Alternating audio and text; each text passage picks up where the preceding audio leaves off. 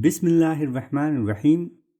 حضرت عبداللہ بن سلام رضی اللہ تعالیٰ عنہ فرماتے ہیں، ایک سائل آیا اور کہنے لگا، اے اللہ کے رسول صلی اللہ علیہ وسلم، سب سے بہترین عورت کون سی ہے؟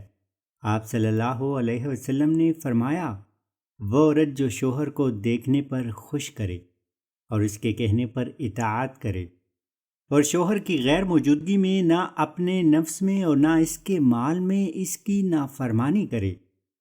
حدیث مبارکہ کی وضاحت۔ بہترین عورت وہ ہے کہ جب اس کا شوہر اسے دیکھے تو خوشی کا اظہار کرے، گھر میں محبت اور سکون بنائے رکھے۔ جب شوہر گھر میں نہ ہو تو بھی اپنی ذات یا شوہر کے بارے میں ایسی حرکت یا سوچ نہ اپنائے جو حیا کے خلاف ہو یا اس کے احترام میں کمی کا باعث ہو۔ محترم سامعین، آئیے ہم اپنے گھروں کو اسلام کے ان 4 اعلیٰ اوصاف سے مزین کریں۔ اس پیغام کو اپنے عزیزوں کے ساتھ ضرور شیئر کریں۔ شکریہ، فی امان اللہ۔